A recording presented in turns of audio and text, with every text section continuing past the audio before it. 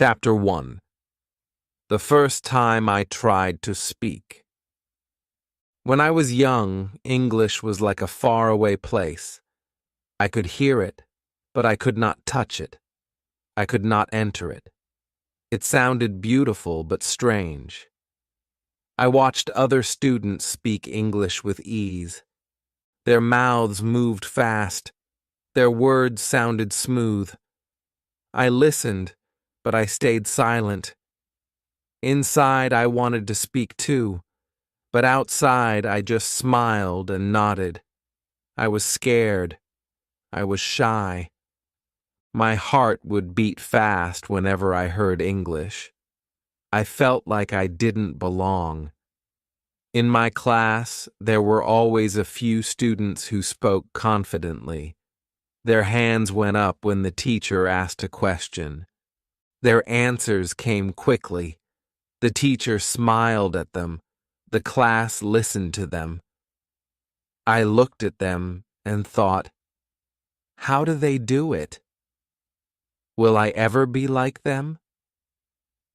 I stayed quiet, hoping the teacher would not pick me. I was afraid of making a mistake. I was afraid that others would laugh. My fear was louder than my voice. At home, we spoke our native language.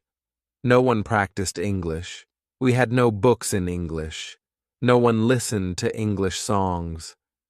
My world was full of my own language. It was comfortable, but it was also a wall. I could see English, but I could not reach it. I wanted to break that wall. I just didn't know how. Then, one day, something small happened. I was in the school library. I saw a thin book with colorful pages. It was a storybook for children. It was in English. I opened it. There were pictures of animals. A cat was sleeping. A dog was running. A bird was flying. I looked at the pictures. I looked at the words. I didn't understand all of them, but I understood some. I read the sentence out loud. The dog is running.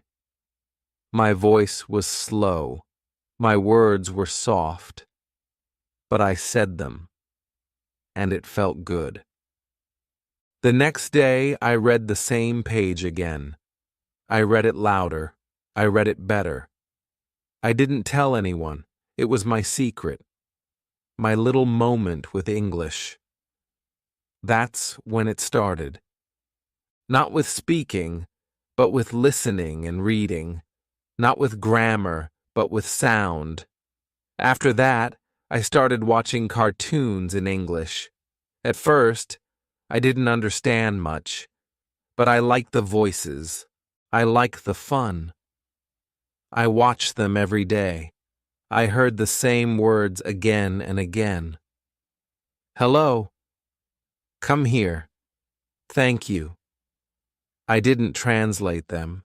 I felt them. I copied them. I started saying them to myself. I looked in the mirror and said, "Let's go." I made silly faces. I used funny voices. It made me laugh, but it also helped me learn. I started to listen to English songs. I didn't know all the words, but I liked the rhythm. I sang along. I copied the sounds. I didn't care if I was right. I just wanted to try. I sang alone. I listened alone. I practiced alone. But something inside me was changing. My ears were learning the music of English. My mouth was learning to move in new ways. Then came a big moment. I was in a small shop with my cousin. A tourist came in. He looked confused. He said, "Excuse me. Where is the train station?" I looked at him. My hands got cold. My heart beat fast. My cousin looked at me. I wanted to run away. But then, I remembered a line from a cartoon. I said, "Go straight," then left. The man smiled. "Thank you," he said. And just like that, it was over. But for me, it was just beginning. I felt proud.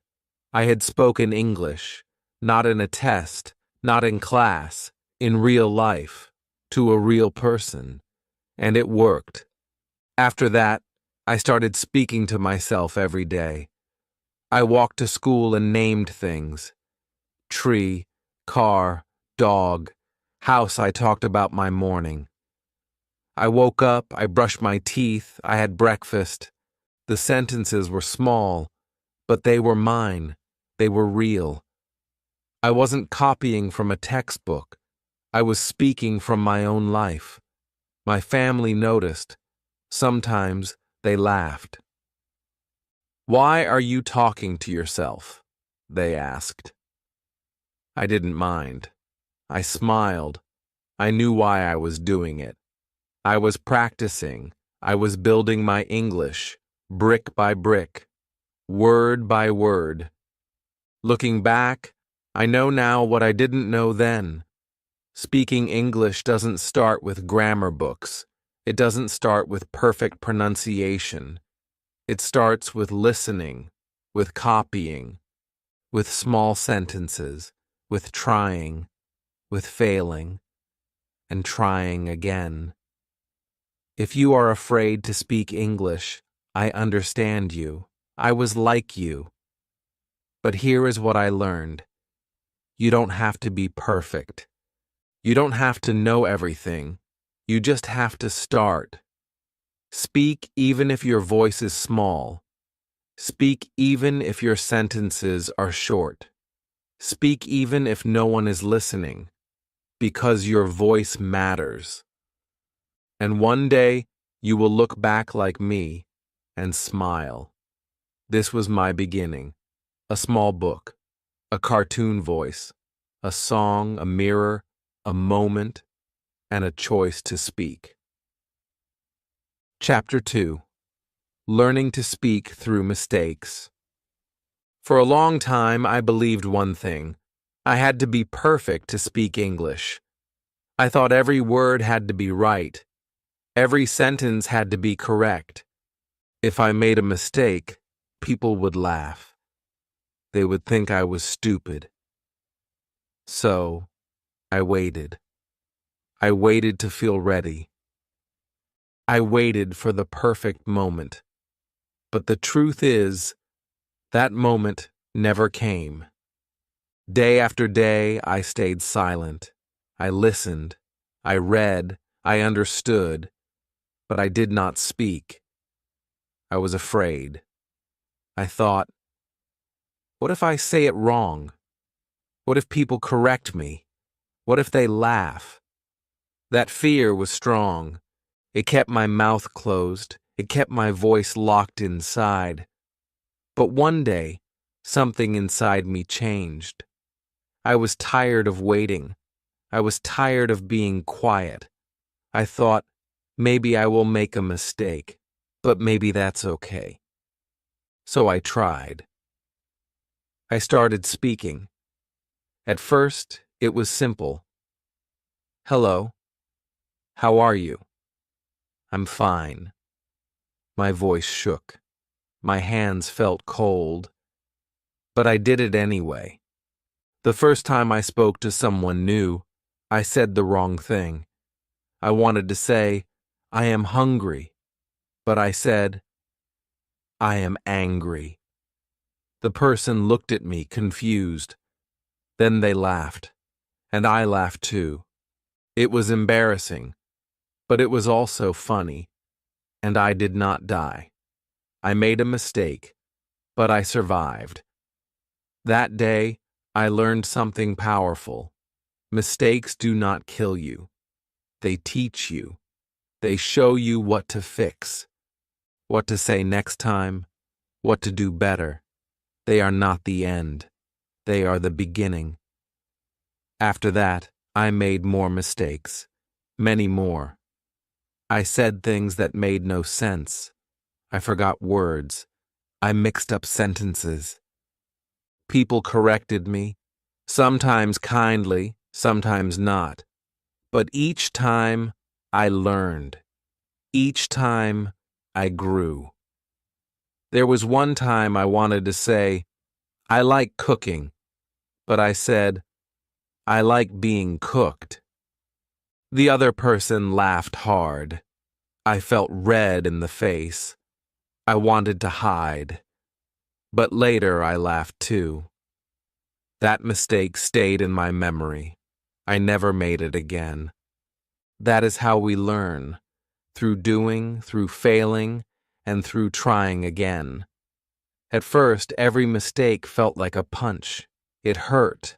I felt stupid. I felt ashamed. But then, slowly, I stopped feeling that way. I started seeing mistakes like little steps. Steps that took me forward, not backward. I started to smile when someone corrected me. I said, "Thank you." I did not see it as failure. I saw it as progress. I remember one teacher who helped me a lot. I answered a question in class and I said it wrong. Everyone laughed. I looked down. I wanted to cry. But the teacher smiled and said, "Good try. You're not wrong. You're just learning." That sentence stayed with me. It gave me courage. I began to talk more, in shops, in parks, with friends, with strangers. I made mistakes. I asked questions. I forgot words.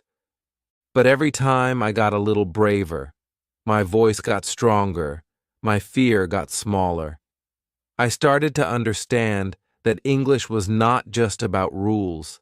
It was about real moments, real people, real communication. If I said something wrong but the other person understood me, that was a success. That was real English.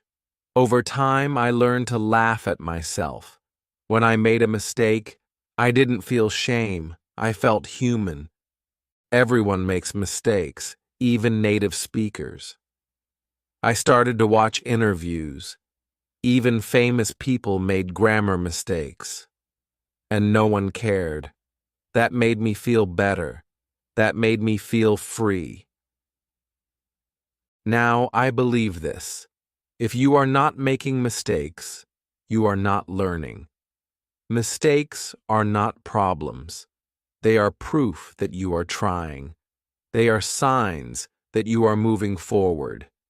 Every time you speak, you are practicing. Every wrong sentence is helping you build a right one. My learning secret was this. I gave myself permission to be wrong. I gave myself permission to speak badly, to be laughed at, to be corrected, because that's how I learned. That's how I improved. If you wait until you are perfect, you will never speak. If you wait until you know everything, you will wait forever. So don't wait. Speak now. Make mistakes now. Be bold now. You will be surprised. Your mistakes will not break you. They will build you. They will make you better. They will make you stronger. One day, you will look back and laugh at the things you used to say. And you will feel proud because you didn't give up. You didn't wait. You didn't stay silent. You tried. You failed. You tried again. That is what makes you a learner. That is what makes you grow. Chapter 3. The Mirror and Me. There was a time when I had no one to speak English with. My friends didn't speak it. My parents didn't understand it. In my classroom, English was something we read, not something we lived. I wanted to talk. I wanted to practice. But there was no one around. So I found a new partner, my mirror. It started as a small idea. One day I stood in front of the mirror and said, "Hello." Just one word. My reflection stared back at me. I smiled. I tried again. "How are you?" It felt strange. It felt silly, but it was also fun. My voice bounced off the walls. It was mine. I heard it clearly. For the first time, I was both the speaker and the listener. Every morning, before school, I stood in front of that mirror. I made up conversations. I asked questions. I answered them. I played both roles. "What's your name?" "My name is Sam." "Where are you going?" "I'm going to the market." I moved my hands. I made funny faces. I used my body. I acted like two different people. It felt like a game. But it was more than a game. It was practice. It was power. Sometimes I pretended I was in a shop. I would say, "How much is this?" Then I became the shopkeeper and replied, "It's $5." Other times, I was at the airport. "Can I see your passport?" "Here it is." I created small scenes. I gave myself situations. I used real-life words, real-life tone, real-life rhythm. At first, my sentences were short, simple, but after some weeks, they grew longer. I started to describe things. "Today is sunny. I am wearing a red shirt. I have 2 classes this morning." I talked about my day. I talked about the weather. I talked about my dreams. I didn't need a teacher. I didn't need a classroom. I needed only one thing, a mirror and my voice. The mirror showed me everything, not just my words, but my eyes, my smile, my fear. It showed me my confidence growing. One day, I noticed something. My mouth was moving smoothly. My tongue didn't get stuck. My eyes looked straight ahead. I was speaking without stopping. That was a good day. The mirror became my coach. If I looked scared, I changed my expression. If I looked bored, I added energy. I learned that communication is not just words. It is your face, your hands, your tone. The mirror helped me become aware of those things. I watched myself and I improved myself. Some days I made mistakes. I laughed. I corrected them.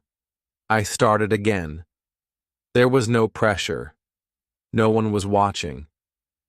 That gave me freedom. I could be myself. I could take risks. And slowly, I became fluent. I remember one morning before a school presentation. I stood in front of the mirror and practiced my whole speech. I acted it out with hand gestures. I smiled. I paused. I made eye contact with my reflection. When I went to school and gave the speech, I was not afraid. I had already done it before, many times, in the mirror. I think the mirror gave me something even more important than words. It gave me belief. It made me believe in my voice. It made me believe that I could speak English, not one day in the future, but today, right now, with the tools I had. I did not wait for perfect English.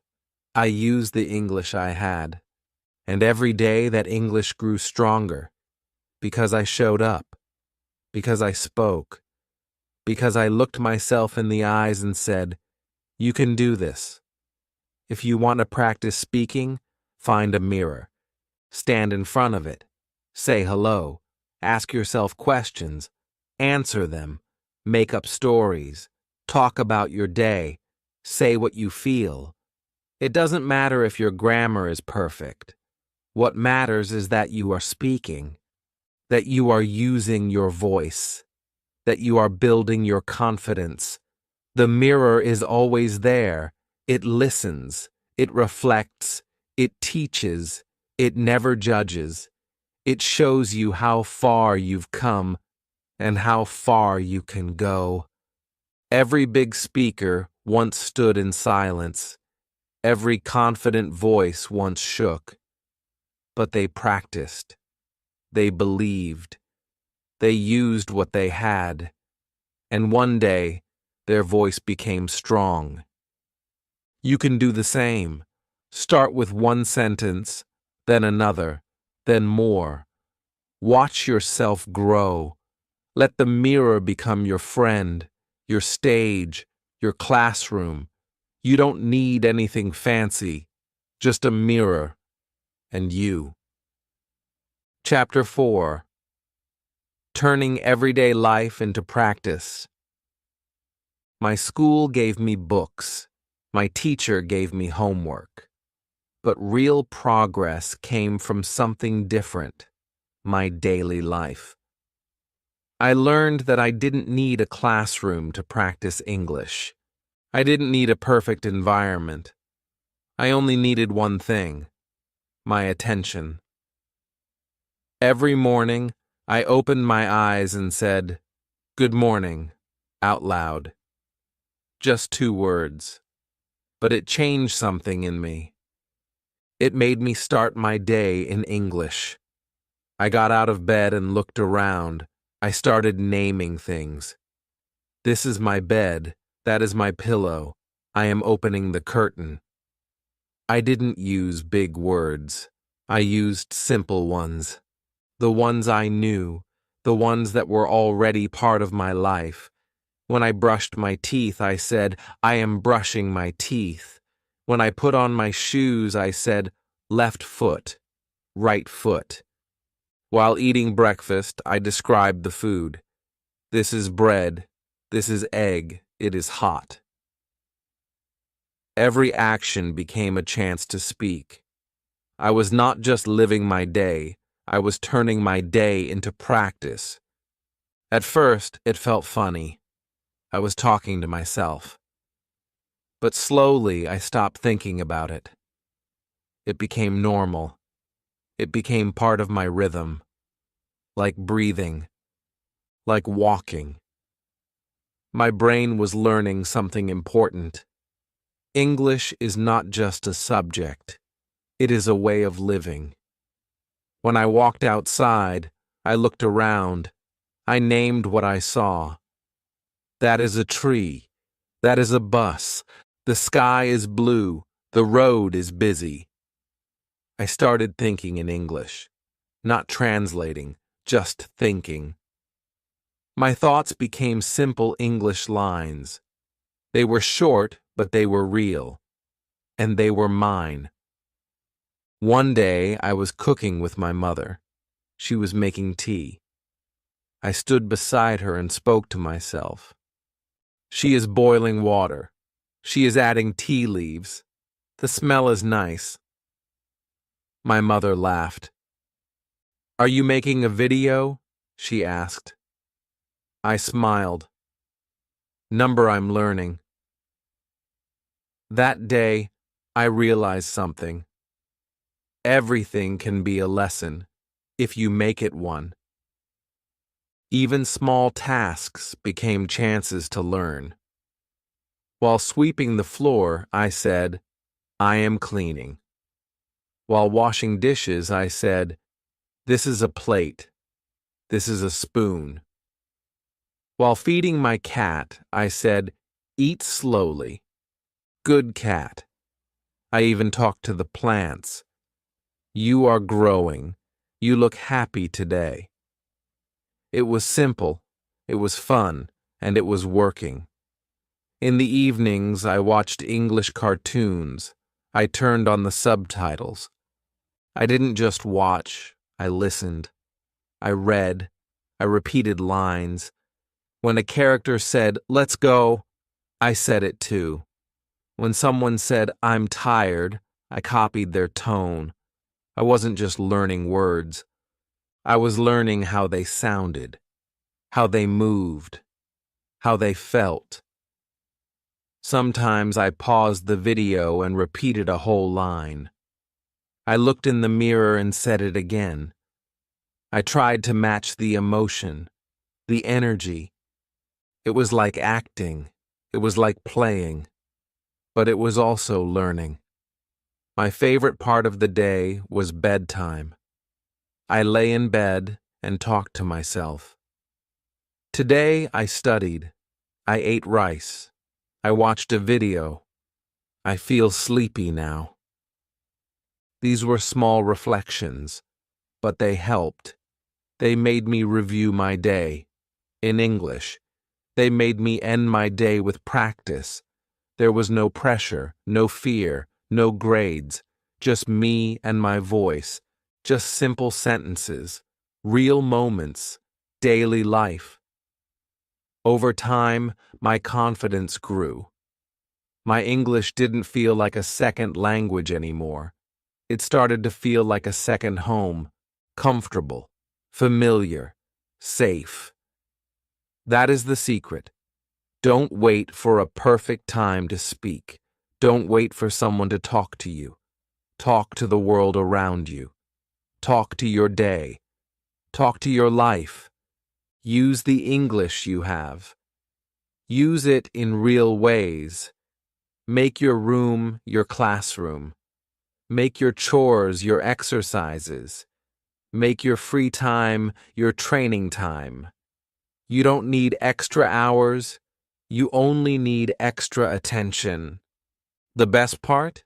You don't even need to leave your house. You can practice English while washing your face, while tying your shoes, while drinking water. Every moment is a chance to speak, a chance to grow. When English becomes part of your daily rhythm, it stops being scary. It stops feeling like a school subject. It becomes a part of you, like music in the background, like a friend beside you. So don't wait. Start now. Look around. Name what you see. Describe what you do. Talk to your dog. Talk to your mirror. Talk to your tea. It doesn't matter who listens. What matters is that you speak. Let your daily life teach you. Let your daily words guide you. This is not just practice. This is your real classroom, and you are the best student in it. Chapter 5. Real Conversations. The Big Test. One day something changed. I was sitting in a park. The weather was good. I was thinking in English like I always did. The sun is bright. The birds are singing. Just simple thoughts. Just my daily habit. Then a man walked by. He looked like a tourist. He stopped and looked around. Then he turned to me. "Excuse me," he said. "Do you know where the museum is?" My heart jumped. I felt frozen. But I remembered that moment years ago in the shop with another tourist. I had done it once. I could do it again. I looked at him. My voice came out slow but clear. "Yes, go straight, then left." He smiled. "Thank you." I smiled too, but inside, I was dancing. This was real, a real conversation, and I had survived it. That small talk gave me a big idea. What if I could speak to more people? Not just to myself, not just to my mirror, but real people. People from different countries. People who speak English every day. That night, I went online. I searched for apps where people learn languages together. I found one. I made a profile. I wrote, "Hello, I am learning English. I want to talk." At first, no one replied. Then a message came. "Hi, I'm from Brazil. Want to practice together?" My hands shook. My heart raced, but I typed back, "Yes." Let's try. We sent voice messages. At first, I only listened. Then, I sent one back. Hello, my name is... I am from... My voice was slow. My words were not perfect, but they were mine. And the best part? The other person didn't laugh. They replied kindly. Nice to meet you. Every day I sent more voice notes. I listened to more replies. I learned new words, new ways to say things. When I didn't understand something, I asked, "Can you repeat?" What does that mean? And they helped me. I wasn't afraid of mistakes anymore, because I was not alone. I joined group chats. Some people typed. Some sent voice messages. Some used video. I watched and learned. I copied their phrases. That's cool. I agree. What do you think? I used short lines at first. I didn't try to sound smart. I just tried to sound real. Sometimes I said the wrong word. Sometimes I froze and said nothing. But no one was angry. People were patient. Some made mistakes too. That helped me feel safe. I realized learning is not a test. It's a team game. The best part of these real conversations was the feeling of connection, the feeling of being understood. I was talking to someone far away, but we understood each other. We were learning together. My English was not perfect, but it was powerful. It was a bridge. One day I joined a live group call. There were 5 people, from India, from Mexico, from Turkey, from Indonesia, and me. We all spoke English. We all spoke slowly. But we all tried. We laughed. We made jokes. We asked questions. I said, I like cooking. Another said, what do you cook? I answered, rice, chicken, and eggs. They laughed. Me too. That conversation lasted 15 minutes, but I remember it like a festival. It was full of energy, full of hope. It was my proof. I can do this. I am doing this. My voice matters. Every real conversation became a new chapter in my learning. I stopped thinking, what if I make a mistake? And started thinking, what can I learn from this? I started to enjoy the process. I didn't wait to be perfect. I used the English I had. Sometimes I said something and got no reply. That was okay. Sometimes people corrected me. That was okay too. Because every mistake became a lesson. Every lesson made me better. Soon, I wasn't just practicing English. I was living it. I was making friends, sharing stories, learning about other countries, other cultures. I saw that English was more than a language. It was a connection, a bridge between hearts, between people. At the end of each call or chat, I felt proud. Not because I spoke like a native speaker, but because I didn't hide. I showed up. I used my voice. And that made all the difference. So, if you're afraid to talk to others in English, I understand. I was you. But here's my advice.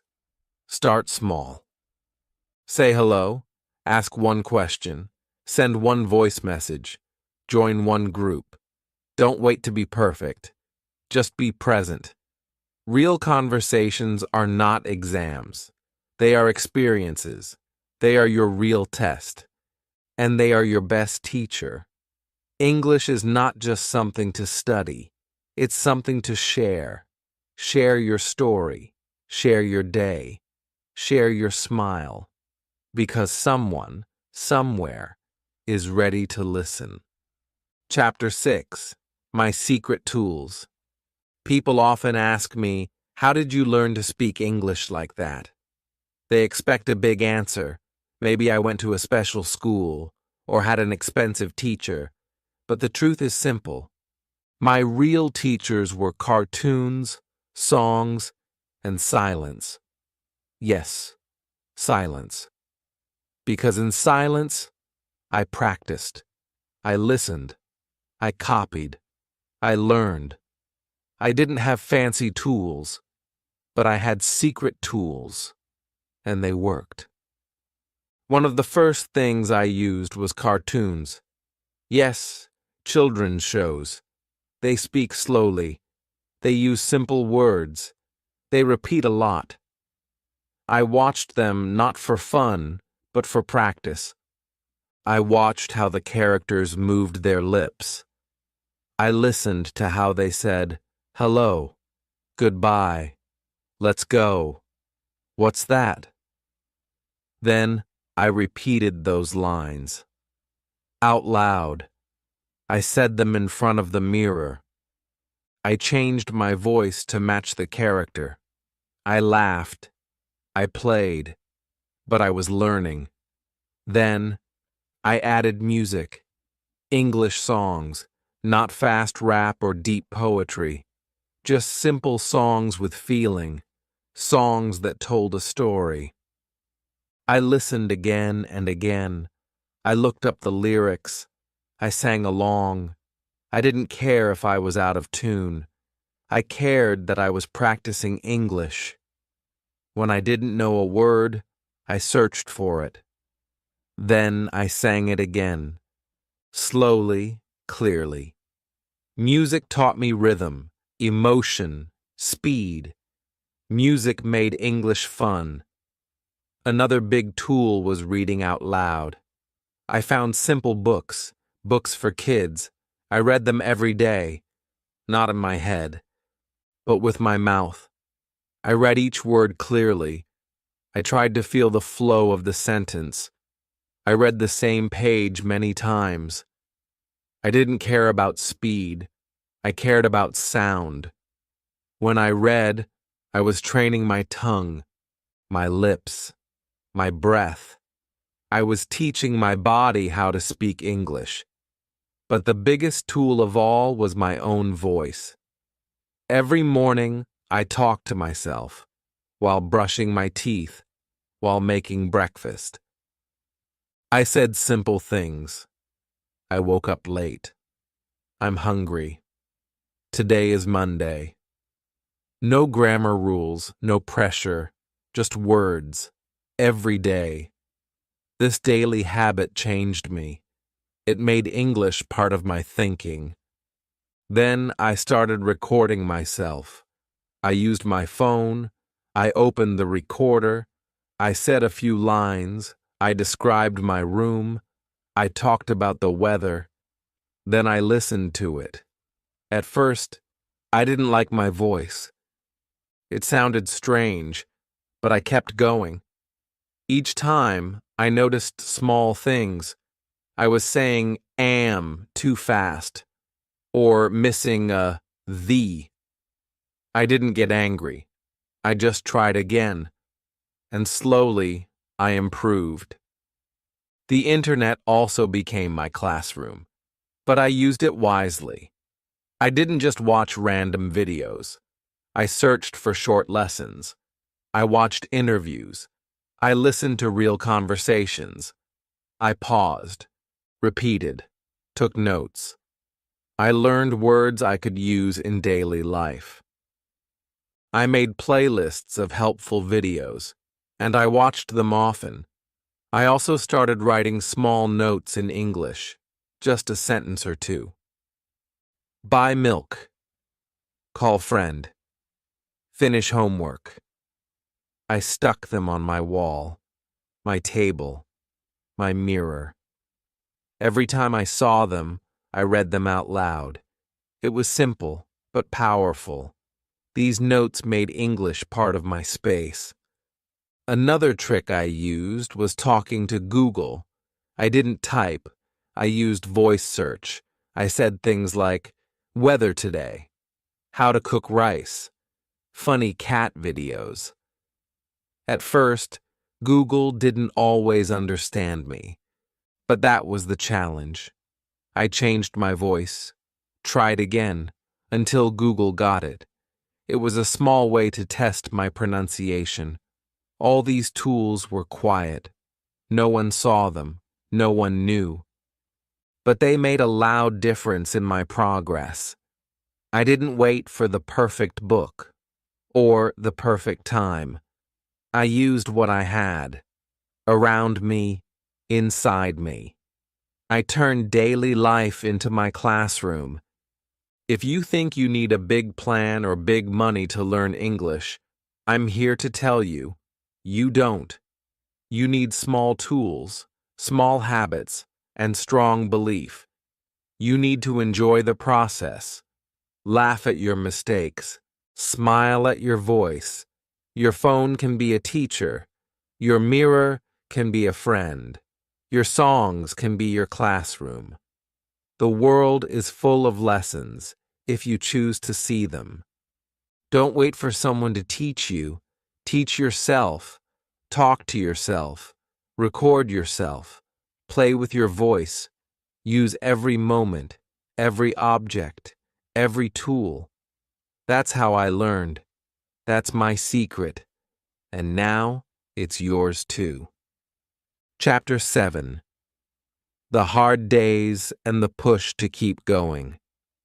Some days I felt strong. I felt like a real English speaker. I watched a video and understood it. I had a small talk with someone online. I said something, and they understood me. Those were good days. But not every day was like that. Some days were hard. Very hard. There were days when I forgot simple words. I wanted to say something like window or shoes or hungry. But nothing came to my mind. I just stood there. My mouth opened, but no words came out. And I felt stupid, useless. I thought, why am I doing this? It's not working. There were times when I listened to other learners online. Their English was smooth, fast, confident. I looked at them and then at myself. I thought, I will never be like them. I felt small again. I felt behind. I started to compare, and comparison always made me feel worse. Sometimes I felt like I was going in circles. I watched the same cartoon. I sang the same song. I said the same sentences in the mirror. But nothing felt new. Nothing felt better. It was like walking through a fog. I wanted to give up. I thought, what's the point? I still make mistakes. I still don't sound like a native. But here's what I learned. The journey is not always clear. Some days you don't see the progress, but that doesn't mean it's not happening. Just like when a plant grows. You water it every day. You don't see it grow every day, but under the soil the roots are moving, quietly, slowly. That's how I started to think about my learning. I remember one day clearly. I was feeling tired. I didn't want to do anything. I sat on my bed. I opened my notebook. I looked at some of my old notes, and I saw something I had forgotten. A sentence I had written in English. It was simple, but it was my sentence. Today I am happy because I helped my friend. I read it again. I smiled. I had written that weeks ago. I had forgotten. But now, it gave me hope. I realized something important. The first win matters. That first tourist I helped, that first cartoon I understood, that first song I sang, they were not small. They were proof. Proof that I can do it. Proof that I have already started. I just need to keep walking. On hard days, I stopped pushing. I gave myself a break. I watched a fun video. I walked outside. I listened to music, not to learn, but to feel. And then, the next day, I came back. I started again. I said, "Good morning," to the mirror. I named the things in my kitchen. I read one page from my book. Small steps, but still steps. That's when I learned. You don't need to run. You just need to keep moving. Learning a language is not fast. It's not loud. It's quiet, gentle, slow, but it's real. There were times I felt like quitting, but I didn't quit. I rested. I reminded myself why I started. I remembered the dream, to speak freely, to connect, to express, to understand and be understood. That dream was still there, even on the hard days, and that dream pulled me forward. I started writing little notes to myself. Don't stop. You are doing great. Look how far you've come. I stuck them on my wall, my notebook, my mirror. These notes helped. When my heart felt weak, my words gave me strength. Slowly, I began to see the truth. The hard days were not the enemy. They were part of the story. A real story is never perfect. It has highs and lows, joy and pain, laughter and tears. That's what makes it beautiful. So if you are going through a hard day, I want to tell you, it's okay. You are not alone. I have been there many times, and I still have days like that. But I keep going, and you can too. Just take one small step, watch one short video, say one line out loud, read one paragraph. Even if it feels slow, even if it feels silly, that one small step can carry you forward. This is not a race. There's no finish line. There is only the journey. And every word you say, every mistake you make, every day you keep trying, that's what builds your success. This is a slow game, but a beautiful one. Keep playing, keep walking, and never forget, you're already further than you think. Chapter 8. My secret is no longer a secret. I look back now. It feels like a different life, a different person.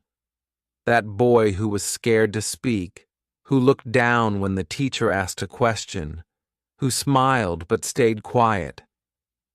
That boy was me, but I'm not that boy anymore. Something changed, and it didn't happen in one day. It happened in many, many small ones. I used to think there was a big secret, a magic way to learn English, a perfect method that only smart people knew. I used to search for it, but now I know. There is no magic, no shortcut. The secret is not something special. It is something simple. So simple that we often ignore it. The secret was this. I kept going. I listened every day, even when I was tired. I spoke small lines, even when I felt silly. I watched cartoons and copied the voices. I sang songs I didn't fully understand. I talked to myself in the mirror. I made friends online. I made mistakes. So many mistakes. But I didn't stop. That was the real secret. Not talent, not a course. Just small steps taken again and again. I remember the first time someone said to me, Your English is really good, I smiled. But inside I laughed a little, because I remembered all the days when I felt like a failure, when I cried quietly after a bad conversation, when I couldn't even say hello without shaking. But now someone thought I was good, and they didn't know the whole story behind those two words. It wasn't luck, it wasn't fast, it wasn't easy, but it was real. I don't hide my story now. My secret is not a secret anymore. I tell people, you can do it too. You don't need perfect grammar. You don't need to speak like an actor. You just need to begin. Speak one word, then one more, and keep going. You will sound strange at first. That's normal. You will forget words.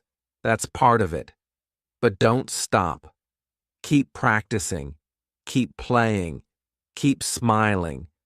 That is how I learned. I built a small world around me, an English world. My phone, my books, my songs, my videos, my thoughts. Everything slowly turned into English. It didn't feel like study. It felt like life. That was the trick. That was my quiet habit. That was my secret. People ask me now, how did you learn? I say, every day, a little. That's it.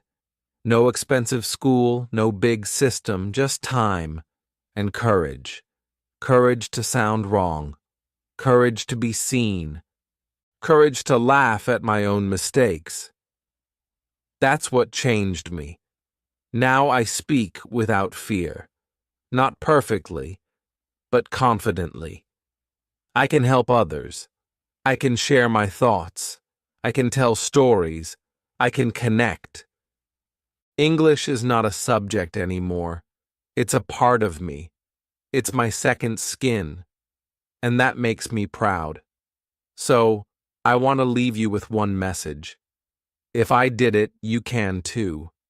I was scared. I was silent. I was full of doubt. But I started.